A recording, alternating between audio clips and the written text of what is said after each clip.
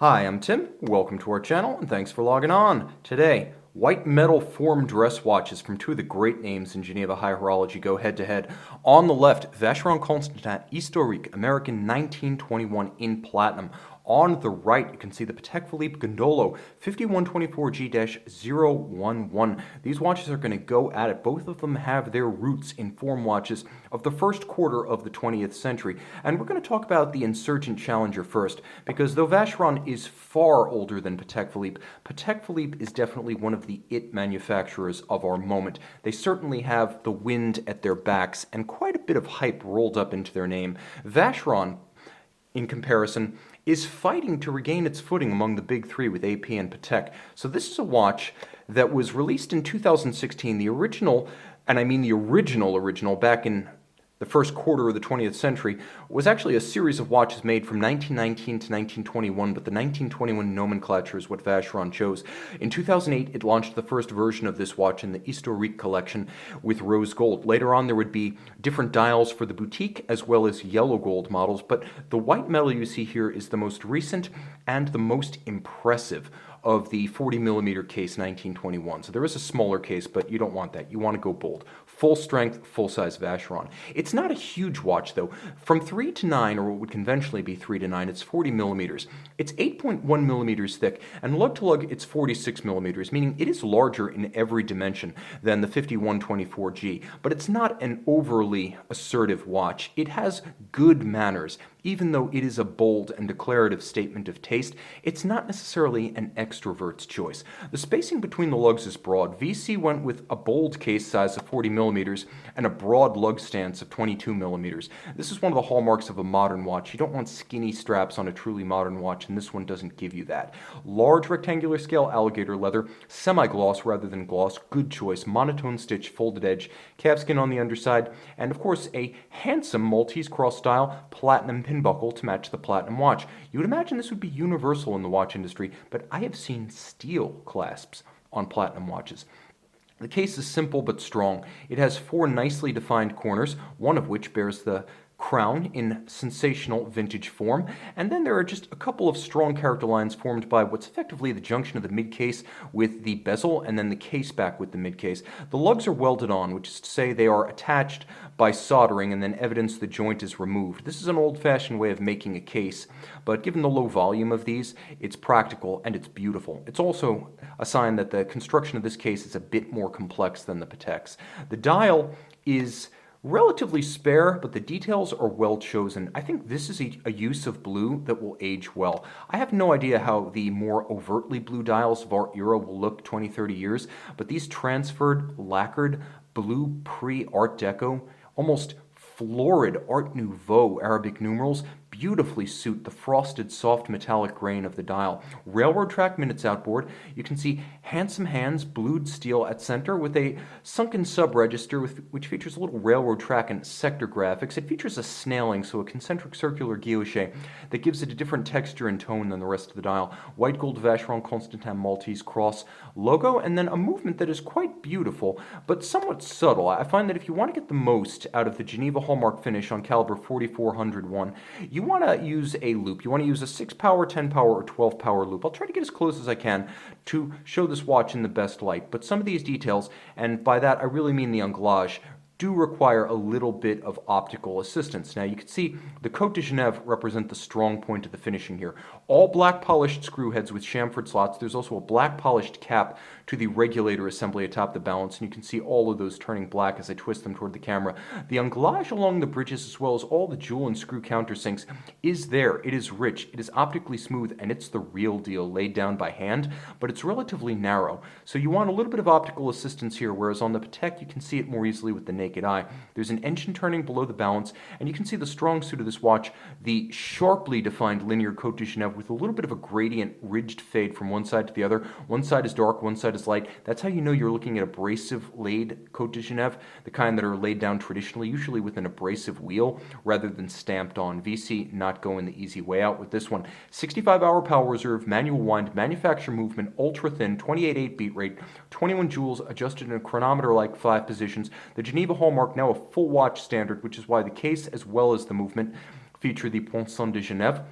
So this timepiece meeting all of the post-2012 standards for the poinçon and the movement again. The Côte de Genève being the strong suit here. It is also a large movement that nicely fills the case back, a point that I appreciate greatly. Now, let's talk about the Patek. I showed you the Vacheron on my wrist. I'm going to show you the Patek. The Patek is, let's see if we can get the focus back. The Patek is a smaller watch, and a considerably smaller watch at that. The timepiece measures 42.7 millimeters lug to lug versus 46 for the VC. It's 7.7 millimeters thick, and across the case, rather than 40 millimeters, it is 33.5, which is to say this is the choice if you do have a much smaller wrist. A wrist as small as 13 centimeters circumference can wear this one. Spacing between the lugs, surprisingly, the same, 22 millimeters, so this one too has a contemporary stance. Now, the Vacheron was first launched in 2008 in rose gold, upgraded to platinum in 2016. The 5124 launched at Basel 2008, and the white gold blue dial that you see right here launched at Basel 2015. The watch has a wonderful presence on the wrist, and there is one feature that you notice about white gold and platinum when they are in immediate proximity to each other, and this is the fact that they are different colors. Look at the case flanks of the Patek and the Vacheron. The Vacheron is white. The Patek has a little bit of a grayish yellow tinge. It's a white metal, but it's not quite as perfectly bleached white as platinum, and that's the distinction, something you'd only ever see when the two metals are side by side. The dial of the Patek is far more reactive than the Vacheron, whereas the Vacheron's dial is soft. It features a satin finish. This is a sunburst. Snailed sub-register for seconds at 6 o'clock. All of the hour indices are diamond polished and hand applied. The artisans who create these little things do so manually, and when I see them making these little indices, I'm shocked, A, that they come out as well as they do, considering how small they are, but that these people don't develop both carpal tunnel and eye strain. You have, rather than the extended looped palm style hands on the Vacheron, a more brutal and probably bolder form known as Dauphine, which are relatively spear-shaped or triangular with faceted centers for better contrast. You can see that the flanks of the case are more distinctly Art Deco. There's a little bit of Art Nouveau about the Vacheron, and the case form, as well as the dial details, recapitulate that notion. Here, you see it's more distinctly Art Deco. The Chronomet Gondolo line, of course, for Gondolo and Laborio, a South American distributor during the 19-teens, 20s, and 30s from Patek, the namesake of the Gondolo line, which was relaunched in 1993, and it just seems Patek is channeling Art Deco more distinctly than Vacheron. Now let's talk about this watch, which feels like the peak of the Chrysler building on your wrist.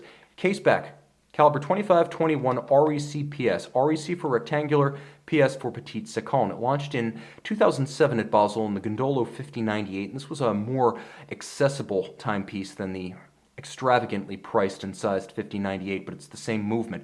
What you have that the Vacheron does not have is a free sprung balance with the Gyromax system. You have 6-position adjustment rather than 5 on the Vacheron, and the Patek Philippe seal attests to a standard of precision no worse than -3 + 2 seconds per day. You also have a Spiromax silicon anti-magnetic hairspring, so Patek Philippe has invested here. You can also see that the anglage across the bridges is broader and brighter. It's not better, it's just bigger, so you can more readily appreciate that crowd-pleasing feature on this watch without a loop. That said, Vacheron's Côte de Genève seem a little bit darker and deeper. Patek also featuring black polished screw heads and nicely grained crown and ratchet wheels with a satin finish. There's an engine turning on the base plate, and appreciate the fact that this is both a shaped and sized movement.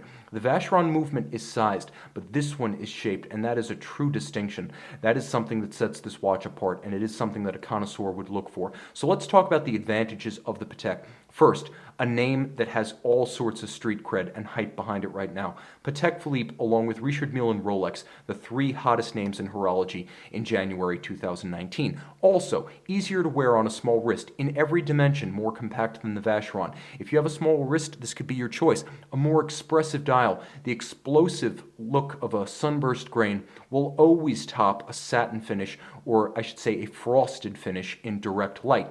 Also, applique indices. This dial isn't quite as distinctive as the Vacheron, but with white gold indices hand applied, it is of slightly higher material quality. Price. This watch costs $27,200 new. The Vacheron is $46,400 new. Of course, the Vacheron is also a platinum watch.